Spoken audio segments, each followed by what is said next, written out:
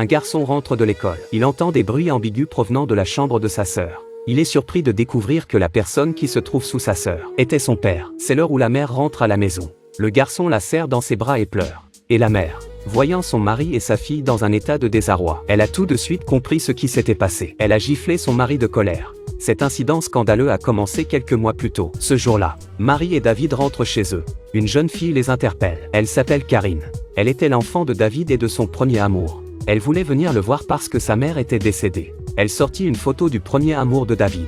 Marie a regardé la jeune fille qui n'allait pas très bien et s'est sentie très triste pour elle. Elle lui a proposé de rester quelque temps dans sa famille. Si les résultats du test de paternité sont conformes, ils s'occuperont certainement de Karine au nom de son premier amour. Mais en même temps, l'arrivée soudaine d'une nouvelle personne. Marie ressent beaucoup de pression. Son mari était trop absorbé par ses rêves musicaux pour gagner de l'argent. Elle doit désormais subvenir aux besoins de la famille au quotidien.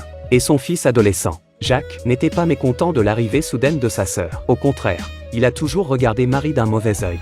Un jour, en rentrant chez elle, elle trouve son mari et Karine en train de chanter ensemble.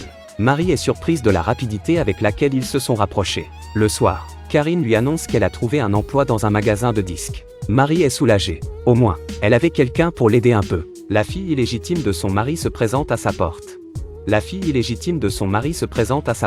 Marie a gentiment décidé d'accueillir la pauvre fille. Mais elle était loin de se douter que pendant son absence, Karine était devenue une personne complètement différente. En fouillant dans la garde-robe de Marie à la maison, elle a essayé ses robes. Tous ses bijoux étaient sortis et essayés. Marie ne savait rien de tout cela. Mais aujourd'hui, elle a vu son mari toucher le dos de Karine. C'est un peu trop ambigu. Ce n'était pas l'interaction père-fille habituelle. Marie voulait une explication de la part de son mari. Mais David a tenu à affirmer qu'il ne faisait qu'être affectueux avec sa fille. Et il a dit que même s'il y avait quelque chose, il n'aurait pas osé toucher une adolescente. La façon dont son mari s'exprimait. Marie commença à se demander si elle ne réfléchissait pas trop. Le soir, elle descendit boire un verre d'eau et tomba sur Karine. L'ordinateur était allumé dans le salon. Marie n'en a pas fait grand cas. Mais le reste de sa vie est devenu un véritable chaos. Elle a préparé tout son matériel de travail. En arrivant au travail, elle n'a rien trouvé. Marie rentre à la maison et demande à Karine si elle a touché à son ordinateur. Elle a l'air d'avoir été lésée. Elle va chercher du réconfort auprès de David. Voyant son mari mettre son bras autour de Karine, Marie n'a vraiment pas supporté cette fois-ci. Et son mari était si partial en faveur de Karine. Il ne pensait pas que Karine avait un mobile. Mais cela s'est reproduit peu de temps après. Cet homme a du culot. Ramener à la maison son amante déguisée en fille illégitime.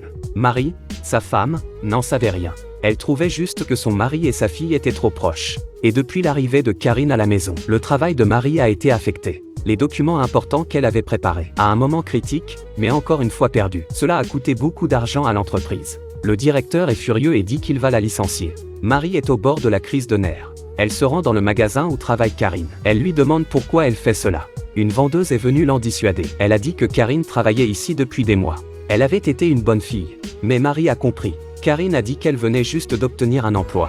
L'employé a dit qu'elle était là depuis des mois. Cela veut dire que Karine ment. Marie a suivi l'adresse du test de paternité jusqu'à l'hôpital. Mais l'hôpital est désert. Il n'y avait pas d'hôpital. Les résultats du test ont donc été falsifiés. Karine n'est pas du tout la fille de David.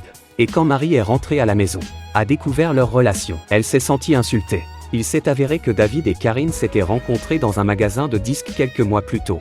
Marie était alors à l'hôpital, souffrant d'une dépression nerveuse. Elle n'aurait jamais imaginé que son mari puisse faire une telle chose. C'est David qui a effacé les fichiers informatiques, pas Karine qui n'en savait rien. À la fin de l'histoire, David a été mis à la porte de la maison de Marie. Et Karine a pensé aux excuses sincères de Marie. Elle quitte également la maison.